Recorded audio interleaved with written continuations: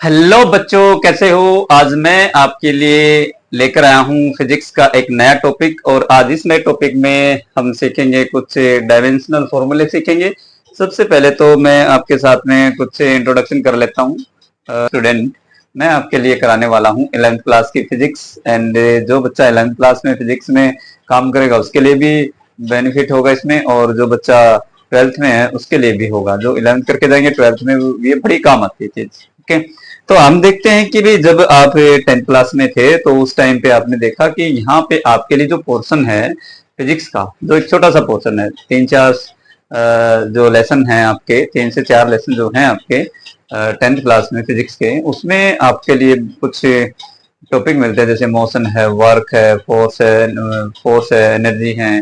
तो इस तरीके के जो जो जो जो टॉपिक आपने सीखे हैं वो सारे के सारे आपको दिए जाते हैं। फिर क्या होता है कि जैसे ही आप 10th पास करते हैं तो आपके सामने ऑप्शन होते हैं। कि क्या ऑप्शन होते हैं, जैसे आपको चूज करना पड़ता है कि आप आर्ट में जाएंगे, साइंस में जाएंगे, या फिर कौन कौन सा पोर्शन आप चूज करने वाले हैं। तो आपने देखा कि आपने चूज किया नॉन मेडिकल, और या फिर मेडिकल किया। तो नॉन मेडिकल और मेडिकल में क्या होता है कि हमारे पास में साइंस के जो चैप्टर आपने 9th क्लास में पढ़े थे, जैसे केमिस्ट्री, फिजिक्स, बायो, अगर कोई बच्चा लेता है और मैथ को छोड़ता है, वो क्या करता है उधर, उसमें वो आ जाता है फिर मेडिकल में। और दूसरा क्या है कि जो बच्चा नॉन मेडिकल के लिए जाता है, कि जिसको मेडिकल लाइन में जाना ही नहीं है, तो वो बच्चा क्या करता है, अगर नॉन मेडिकल में आ जाता है तो उधर क्या होता है कि वो उसमें आपके लिए आ जाती हैं, जैसे फिजिक्स आएगी, फिर केमिस्ट्री आएगी, फिर मैथ आएगा, और बायो एडिशनल में ले लेते हैं कई बच्चे आजकल नॉन मेडिकल वाले भी।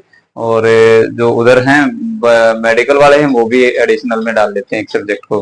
तो इसलिए हमें क्या करना है, हमें जैसे ही अब मैं क्या कराने वाला हूँ आपको यहाँ पे, मैं कराऊंगा आपको यहाँ पे फिजिक्स। और फिजिक्स में हम क्या सीखने वाले हैं, क्या क्या नहीं सीखने वाले, सबसे पहले तो हमें 9th क्लास का थोड़ा सा बेसिक पोर्शन हमें आना चाहिए, तब जाके हमें ये चीजें आएंगी। ओके, तो इसके लिए हमें करना क्या है, करना कुछ नहीं है। इसमें सबसे पहले हमारी यूनिट जो आती है वो आती है 0 यूनिट लिखते हैं। जैसे 0 यूनिट का मीनिंग है कि जो 10th क्लास में आपने फिजिक्स मैथमेटिक्स में जो कुछ फॉर्मूले सीखे थे वहां पे, तो वो सारे के सारे फॉर्मूले एक बार डिस्क्राइब किए जाते हैं। फिर वो डिस्क्राइब करने के बाद देखा जाता है कि जो कुछ भी आपने फॉर्मूले किए उसमें इंटीग्रेशन, डिफरेंशिएशन है, क्वाड्रेटिक इक्वेशंस हैं, फिर स्फेरिकल बॉडी है, फिर सर्कुलर बॉडी है, रेक्टेंगल है, ट्राइंगल है, तो राइट ट्राइंगल हैं, तो साइन थीटा, कोस थीटा वगैरह ये सब आपको आने चाहिए। इसके बगैर हमारी फिजिक्स नहीं हो सकती है। तो 11th क्लास में अगर आप आ ही गए हो तो इन सारी चीजों को हम डिस्कस करेंगे 1 बाय 1 करके, थोड़ा थोड़ा करेंगे, ज्यादा नहीं करेंगे। आप अगर चैनल पर नए हैं तो चैनल को सब्सक्राइब कर लीजिएगा, दोस्तों के साथ शेयर कीजिएगा।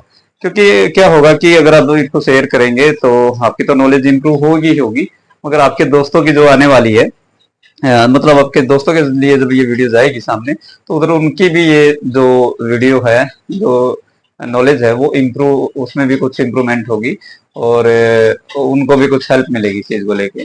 तो आज चलिए हम थोड़े से 5-7 डायमेंशनल फॉर्मूले यहाँ पे डिस्कस कर लेते हैं। जैसा कि आप देख रहे हैं कि मैंने लिख दिया है ऊपर डायमेंशंस क्या है फॉर्मूले हमारे पास में। जैसे हम कुछ चीजें मेजरमेंट करते हैं, ऑल टाइप की चीजें, जैसे हमें एरिया निकालना है किसी चीज का, तो लेंथ ब्रेथ हाइट में हम मेजरमेंट करते हैं, या फिर हमें सॉरी लेंथ ब्रेथ में हम मेजरमेंट करते हैं। हमें वॉल्यूम निकालना है किसी चीज का, और लेंथ ब्रेथ हाइट में हम मेजरमेंट करते हैं। या फिर हमें एक्सेलरेशन निकालना है, वेलोसिटी निकालना है, स्पीड निकालना है। तो ये फॉर्मूला आप 9th क्लास में कर चुके हो, मेरे को ज्यादा बताने की जरूरत नहीं है मेरे प्यारे बच्चों और दोस्तों। तो ये फॉर्मूले सब आप करके आ चुके हो, तो मुझे ज्यादा कुछ कराने की जरूरत नहीं है। तो मैं इसमें थोड़ा सा स्टार्ट कर रहा हूँ, जो आपको देखना है कि इसमें हमारे क्या, जैसे एरिया को हम क्या करेंगे, यहाँ पे एरिया काम करेंगे। तो एरिया क्या होता है आपका, मीटर स्क्वायर होता है, मीटर स्क्वायर लिखते हैं हम, उसकी ऐसा यूनिट होती है मीटर स्क्वायर। ये आप पढ़ के आ चुके हो। ओके, तो मेरे को क्या करना है, जो डायमेंशनल फॉर्मूले हैं वो एम, एल और टी में बताने हैं कि भी इनके जो डायमेंशन है वो MLT में होने चाहिए। M for mass, L for length, T for time. इन सबको हमें इसमें लेके आना है। हमें इसका तो पता ही है, मीटर स्क्वायर लिखते कैसे हैं। जैसे कि एरिया को आपको पता है कि आपके पास में लेंथ होती है और ब्रेथ होती है। लेंथ भी अगर मैं मेजरमेंट करूँ, ये भी M होती है, ये भी M होती है, तो इसकी भी पावर 1, इसकी भी पावर 1, तो पावर ऐड होके कितनी होगी, 2 होगी। ये मल्टीप्लाई में होता है, ऐसा किसमें होता है, मल्टीप्लाई में होता है।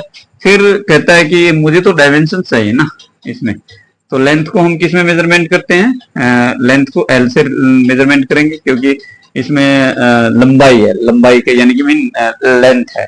फिर ब्रेथ है, ब्रेथ भी क्या है? एक लेंथ ही है, मगर वो चौड़ाई के हिसाब से दे रखी है, ब्रेथ करके दे रखी है, तो इसलिए हम उसको भी मल्टीप्लाई करके एल करेंगे ना। तो इसमें हमारा टाइम एग्जिस्ट करता है, तो टाइम एग्जिस्ट नहीं करता तो उसके लिए भी क्या कर लेंगे हम, यहाँ पे T0 कर लेंगे। और ना ही हमारा मास एग्जिस्ट करता है यहाँ पे, उसके लिए भी हम एम नॉट को एग्जिस्ट है यहाँ पे बता देंगे कि भी इस तरीके से हमारा काम होगा। तो जब मैं इसका डायमेंशंस लिखने गया तो यहाँ पे मुझे पता लगा कि m0 रहेगा और इसकी पावर 1 इसकी पावर 1, तो इसकी पावर 2 आ गई और यहाँ पे 0 हो गया। तो इसकी डायमेंशन जो मेरे को मिली वो फॉर्मूला मुझे ये मिल गया। तो बहुत ही इजी है करने में, कोई ज्यादा मुश्किल नहीं रहेगी।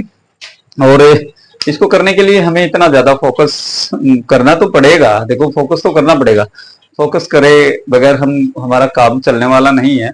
क्यों नहीं चलने वाला है? क्योंकि हम दाएं बाएं हम चेक करते रहते हैं कि कौन सा बच्चा कितना ज्यादा कर रहा है, कौन सी ट्यूशन पे जा रहा है, कहाँ कौन सी कोचिंग सेंटर में जा रहा है। अब वहाँ की जो नॉलेज है, कोई आकाश में गया, कोई एलन में जा रहा है, कोई कहीं पे जा रहा है, सबका एक ही वहाँ पे मोटिवेशनल है कि भी फिजिक्स को किस तरीके से आपको समझाया जाए। मैं यहाँ पे ज्यादातर प्रैक्टिकली रहता हूँ और प्रैक्टिकल कर करके आपको शॉर्ट वीडियो में डालता रहूंगा कि हाँ कौन सी फिजिक्स यूज हो रही होगी। तो अगर आप चैनल पर नए हैं तो चैनल को सब्सक्राइब जरूर करें ताकि आपके दोस्तों को और आपको समझ में आ सके। उसके बाद देखेंगे आगे का पोर्शन। जो भी आपके डाउट होते हैं तो आप डाउट को मेरे वीडियो में डालिए, मेरे कमेंट सेक्शन में डाल दीजिएगा, मैं उनको रीड करूंगा। अगर मुझे उनमें कुछ ऐसा लगता है तो मैं आपके उनके आंसर दूंगा वीडियो के जरिए और आपको बताऊंगा कि इसमें जो ये आपका डाउट है वो किस तरीके से उसका सॉल्यूशन आपको मिलेगा। तो दोस्तों आज के लिए इतना ही, कल की वीडियो में मिलते हैं। मैं थोड़ा सा सेटअप कर लूंगा यहाँ पे, आज सेटअप कम है तो लाइट वाइट कम है तो इसलिए थोड़ा सा करेंगे आज और इसका चेंजिंग करेंगे। तो दोस्तों आज के लिए इतना ही करते हैं मेरे प्यारे बच्चों, आज के लिए तो थैंक यू। अगली वीडियो में फिर से मिलते हैं, तब तक के लिए जय हिंद जय भारत।